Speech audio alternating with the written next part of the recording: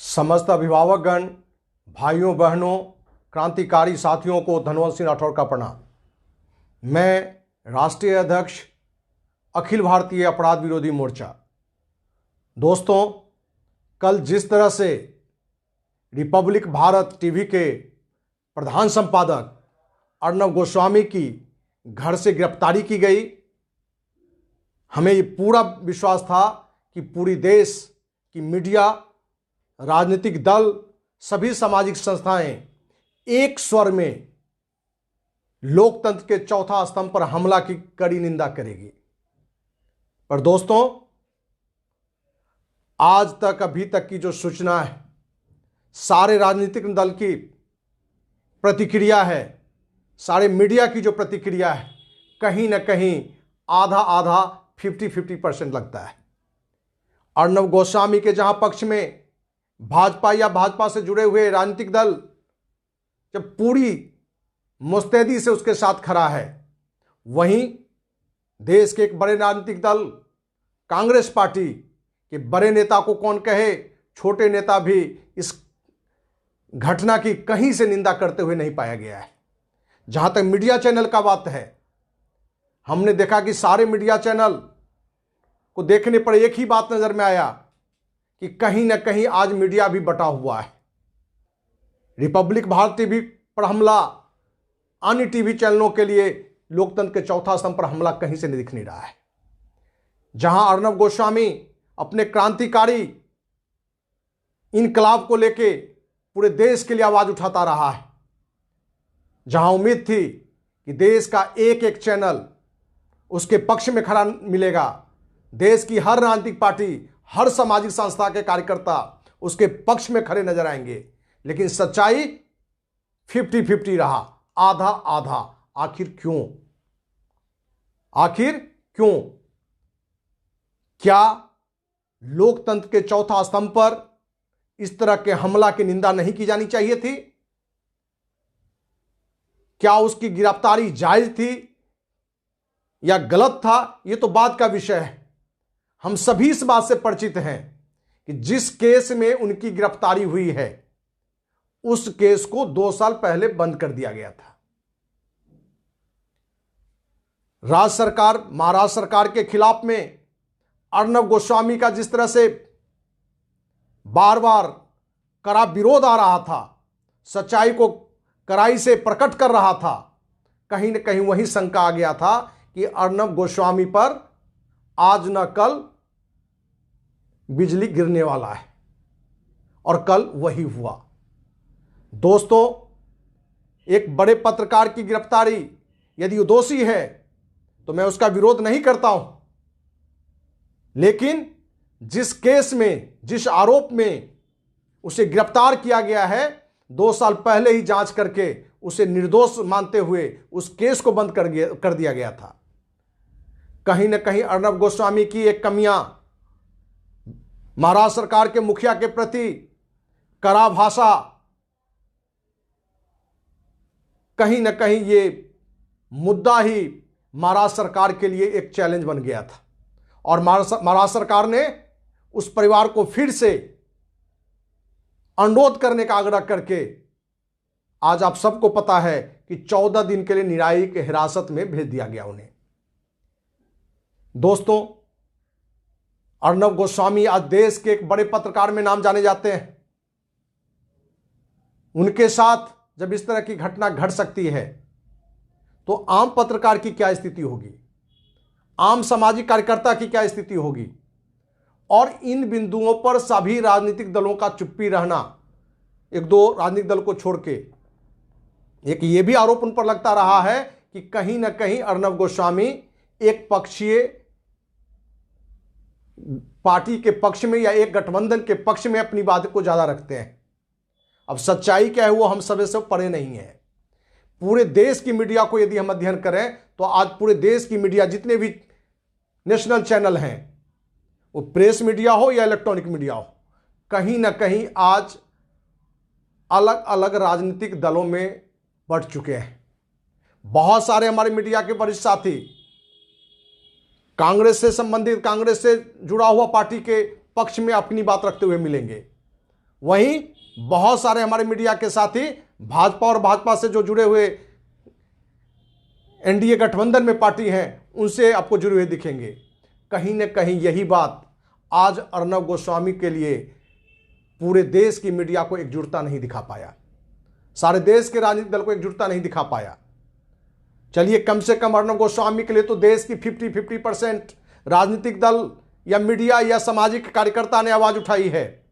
दोस्तों, ये चौथा खंभा पर कल ही हमला हुआ है ऐसी बात नहीं है। अपने देश में प्रतिदिन किसी न किसी मीडिया कर्मी के साथ दुर्व्यवहार होता है, चौथे खंभे पर हमला होता है, लेकिन उसके विषय को न तो कोई मीडिया का साथी उठाता है, न कोई राजनीतिक दल उठाता है, न सामाजिक संस्थाएं उठा पाता है। 3 महीना पहले की भी एक घटना की हम चर्चा करना चाहेंगे। बिहार में एक पत्रकार, रात में बालू की कालाबाजारी चल रही थी, बालू का गलत तरीके से ले जाया जा रहा था, ट्रक का ट्रक। उस ईमानदार पत्रकार ने रात में थानाध्यक्ष को फोन किया, उसने नोटिस नहीं लिया। जिला के एसपी को फोन किया, उसने नोटिस नहीं लिया। तो उसने बिहार के डीजीपी गुप्तेश्वर पांडे जी को फोन किया और आधी रात में फोन करने के कारण सोशल मीडिया में खूब वो बातें आई थी कि गुप्तेश्वर पांडे जी उस ईमानदार पत्रकार को अपशब्द बोलते हुए झाड़ लगाई थी। सोशल मीडिया में ये बात आई थी। हमने भी उस मुद्दे पर कड़ी आपत्ति जताया था और हमने जब इस मुद्दे पर एक प्रेस कॉन्फ्रेंस का आयोजन किया था तो आपको जानकर आश्चर्य होगा कि मीडिया के किसी भी इलेक्ट्रॉनिक मीडिया का चैनल आना जरूरत नहीं समझा। प्रेस मीडिया में भी हमने न्यूज भेजा था, लेकिन किसी भी प्रेस मीडिया ने उस न्यूज को डालना उचित नहीं समझा। यह बात क्लियर है कि आज भी जो बड़े पत्रकार हैं उनके नाम पर ही कहीं ना कहीं कुछ आवाज उठ रही है। एक तो जो आवाज पूरे देश से एक साथ आना चाहिए वो आवाज नहीं आ पा रहा है, वो आधा आधा बटा आधा अधूरा आवाज आ रहा है। कहीं ना कहीं सरकार की तानाशाही से बढ़ेगी। आज ये महाराष्ट्र सरकार की कहानी है, कल किसी और सरकार की होगी, केंद्र की सरकार के तहत भी ये बातें आएगी। दोस्तों, लोकतंत्र के आज चारों स्तंभ कहीं ना कहीं खोखला हो चुका है और इसके पीछे राजसत्ता जिम्मेवार है। और राजसत्ता के साथ ही कहीं ना कहीं हमारे जो चौथा स्तंभ मीडिया है वो भी एक स्वतंत्र पत्रकारिता के जगह पर कहीं ना कहीं राजनीतिक दलों के साथ लेन देन में फंस चुके हैं। कहीं ना कहीं राजनीतिक दल के द्वारा अपने को पुरस्कार सम्मान पाने के लिए एक ईमानदार पत्रकारिता नहीं कर पा रहे हैं। नहीं तो आज जिस तरीके से एक बड़ा नाम अर्नब गोस्वामी जिसकी गिरफ्तारी हुई तो लगा था कि जैसे देश के जितने भी इलेक्ट्रॉनिक मीडिया चैनल हैं, प्रेस मीडिया है, एक बड़ा मुद्दा बनाकर महाराष्ट्र सरकार की कड़ी निंदा करेगा और इस तरह की दुस्साहस वो फिर से सरकार नहीं करेगी। लेकिन जिस तरह के इस तरीके से कानूनी फेहरिस्त में डाल के न्यायिक तरीके से उन्हें 14 दिन के हिरासत में भेज दिया गया। दोस्तों, कहीं ना कहीं अब स्वतंत्र पत्रकारिता करने का साहस बहुत कम पत्रकार में हो पाएगा। हम यहां तक कहें कि अब कोई भी पत्रकार ऐसा नहीं है जो कि यह साहस जुटा पाएगा कि हम किसी बड़े शख्सियत के खिलाफ अपनी पूरी बुलंदी से हम आवाज उठा सकें, निर्भीक होकर उठा सकें। क्योंकि पूरे देश में आज अर्नब गोस्वामी जैसे कुछ पत्रकारों के बारे में ये खुले रूप से लोग कहते थे कि एक राष्ट्रवादी पत्रकार है और ये किसी से नहीं डरता है। यहां तक कि मुख्यमंत्री से, केंद्रीय मंत्री से वो जो समाज की, राष्ट्र की जो सच्चाई है उसको रखता है। लेकिन आज अर्नब गोस्वामी को भी पता समझ में आ रहा होगा कि एक ईमानदार स्वतंत्र पत्रकार बनने का क्या इनाम मिलता है। दोस्तों, आप सबों से आग्रह है, वो राजनीतिक दल से जुड़े हुए हों, हमारे मीडिया के प्रेस मीडिया से हों, इलेक्ट्रॉनिक मीडिया से हों, हम कोई भी सामाजिक संस्था हों, आज हम सबका ये जिम्मेवारी बनता है कि अर्नब गोस्वामी के पक्ष में हमें एक सूत्र होकर एक होकर आवाज उठाना चाहिए। यदि जिस केस में जो आरोप उनके लगा है, जिस आरोप के तहत जिस परिवार से 2 सदस्य ने सुसाइड किया था, यदि यह आरोप सही था तो 2 साल पहले बंद क्यों किया गया? 2 साल पहले बंद क्यों किया गया? और जब महाराष्ट्र सरकार की विभिन्न मुद्दों पर अर्णब गोस्वामी के द्वारा आलोचना होता है तो फिर इस केस को क्यों खोला जाता है? यह तो पूरा साफ दिखता है कि कोई भी सरकार, कोई भी सत्ता का यदि कोई मीडिया कर्मी, कोई सामाजिक कार्यकर्ता, कोई राजनीतिक दल से जुड़ा हुआ कार्यकर्ता यदि उसके गलत कार्यों का विरोध करता है, गलत नीतियों का विरोध करता है, तो सरकार अपने अधिकार पावर का दुरुपयोग कर सकती है।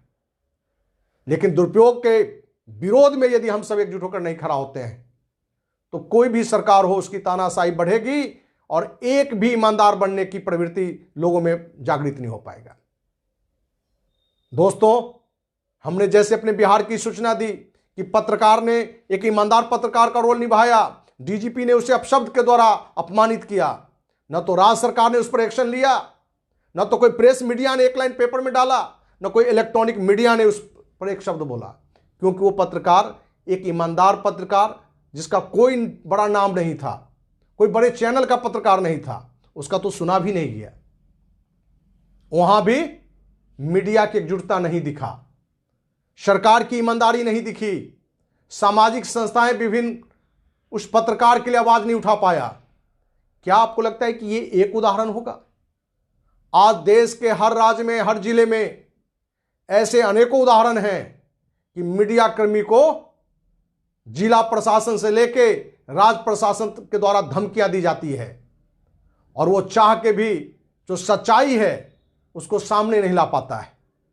यही कारण है कि आज जो बिहार में जहां भी कोई असंगत कार्य होता रहा उस पर जो मीडिया के एक ईमानदार पहल होना चाहिए वो नहीं हो पाया। आज सिर्फ बिहार नहीं, पूरे देश में ये स्थिति है। लेकिन जो महाराष्ट्र में जो कहानी गढ़ी गई है, कहीं न कहीं पूरे देश के लिए, पूरे मीडिया के लिए चेतावनी है कि आप आज भी अपनी टीआरपी को छोड़ के, अपने व्यावसायिक लाभ हानि को छोड़ के आप एकजुट हों। यदि आप एकजुट नहीं होंगे तो आज अर्णब गोस्वामी के साथ हुआ है, कल आपके साथ होगा। एक बड़ा महान व्यक्ति ने कह दिया है कि आपके पड़ोसी के घर में यदि डकैती हो रहा है और यदि आप चुपचाप बैठे हुए हैं तो कल आपका नंबर होगा, कल आपके घर में डकैती होगी। आज जो हमारे मीडिया साथी महाराष्ट्र सरकार की प्रशंसा कर रहे हैं और अर्णब गोस्वामी को दोषी करार कर रहे हैं, उनको यह सोचना चाहिए कि जो कहावतें कही गई है कि आपके पड़ोस में डकैती हो रहा है और आप चुपचाप हैं तो कल आपका नंबर है। तो हमारे वो मीडिया साथी भी इस बात को जान जाएं कि कल आपकी भी गिरफ्तारी हो सकती है। इसलिए यदि अर्णब गोस्वामी की जिस तरह से गिरफ्तारी हुई है, पूरी साफ है कि यह राजनीतिक विद्वेष के कारण हुआ है, राजनीतिक बदले की भावना से हुआ है। दोस्तों, अखिल भारतीय अपराध विरोधी मोर्चा देश में किसी स्तर पर भी किसी तरह का अपराध, जुल्म, अन्याय होता रहा है उसका विरोध करता रहा है। अर्णब गोस्वामी की गिरफ्तारी का भी पुरजोर विरोध कर रहे हैं और आगे भी करते रहेंगे। और अर्णब गोस्वामी को न्याय मिलना चाहिए और राज्य सरकार की यदि बदले की भावना से की गई कार्रवाई है तो उसकी भी सजा उसको मिलना चाहिए। हम तो कांग्रेस के जो सुप्रीमो हैं उनसे भी कहना चाहेंगे कि इस बिंदु पर आपकी चुप्पी कहीं ना कहीं मीडिया के अंदर में आपके लिए भी आक्रोश पैदा करेगा। हो सकता है कि अर्णब गोस्वामी में भी कोई कमियां हो, लेकिन जिस तरीके से अपमानित करते हुए उसके परिवार से पत्नी बच्चे को धक्का मारते हुए गिरफ्तारी की गई है वो कहीं से शोभनीय नहीं है। और मीडिया के साथ ही राजनीतिक दल के जो भी नेता हैं, कार्यकर्ता हैं, सामाजिक कार्यकर्ता हैं, उनसे ये कहते हुए कि देश में कहीं कोई अन्याय हो रहा है, हमें चुप नहीं बैठना चाहिए। यदि ये चुप्पी हमारी रहेगी तो कहीं ना कहीं देश की जो प्रशासनिक व्यवस्था है और जहां लोकतंत्र के चारों स्तंभ की बात है, कहीं ना कहीं ये कमजोर हो जाएगा। और जिस दिन ये कमजोर हो जाएगा तो इसका फल भी सभी को भुगतना पड़ेगा। इसलिए हम सभी को गलत का विरोध करना चाहिए और इसी नीति के साथ कि हम सच को, अच्छे को अच्छा कहें, जो गलत है वो गलत को गलत कहें, इसी नीति को अपनाते हुए हम आगे भी अपनी लड़ाई को जारी रखेंगे। इन्हीं शब्दों के साथ अपनी बात को समाप्त करते हैं। जय हिंद, जय भारत।